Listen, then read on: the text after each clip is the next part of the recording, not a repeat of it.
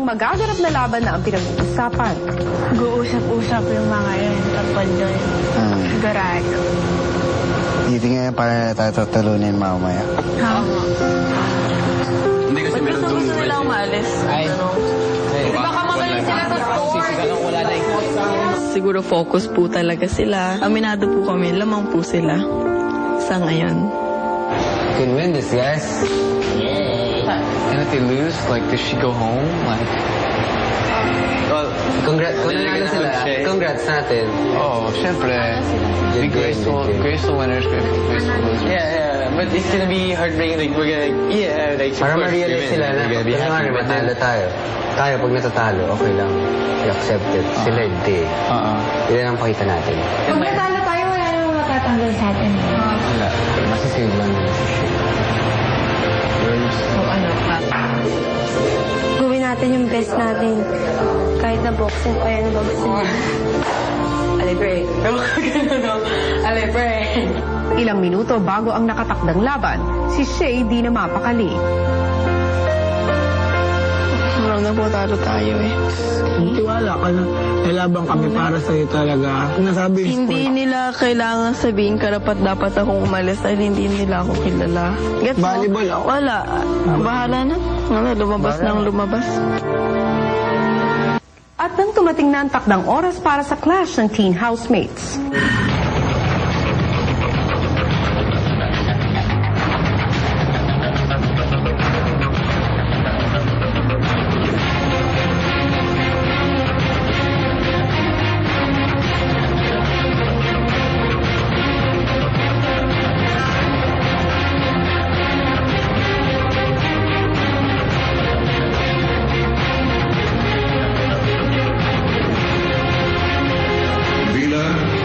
Teen housemates at apartment teen housemates.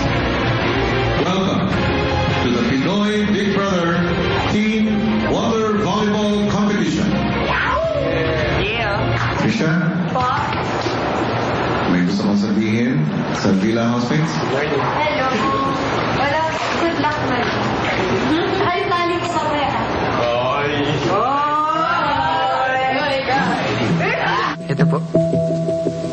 Kanino yan? Kay Tricia po daw to. Paano naman sa'yo?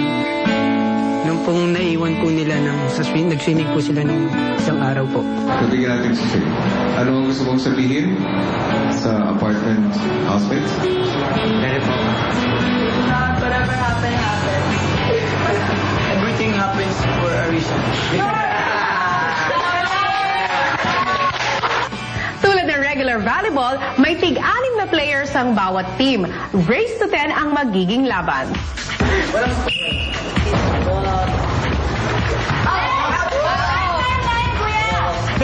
Out.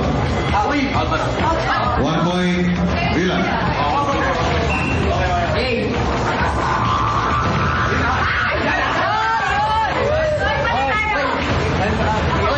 Two points, Villa. Dudumay na kami.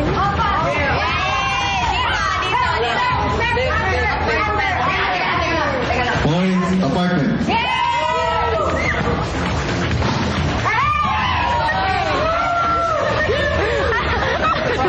Point, Villa.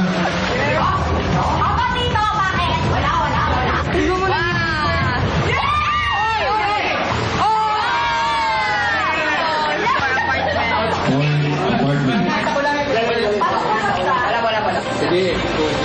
Nice one. Point, apartment. Oy, galingan niyo. Oh, go!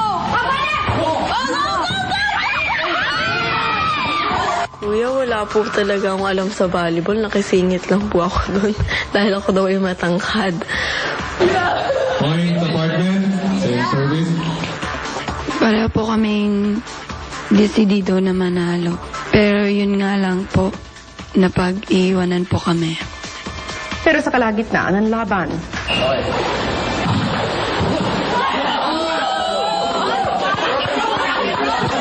Point, Villa. Point, Villa. Same service. Nice one.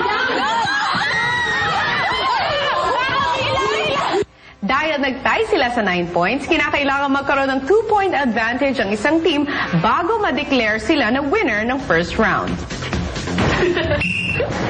Nice!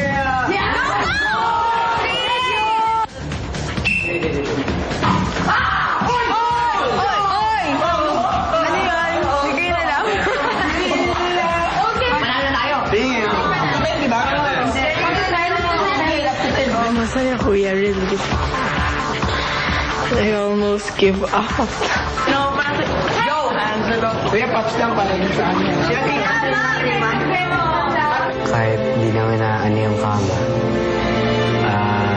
masaya naman po yung game, tsaka tinry naman po namin yung best namin. So, tsaka nasabi na rin naman kami dun sa mga banig. Gusto namin yung kama, pero sila, importante sa kanila yung yung kasama nila. Hindi sa amin naman importante rin, pero yung at a material level.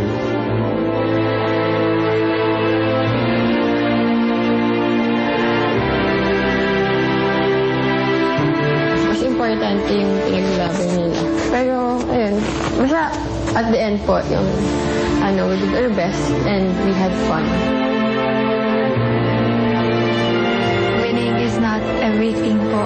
Sometimes, parang siguro po nandun din po yun kung ano po yung pinaglalaban mo.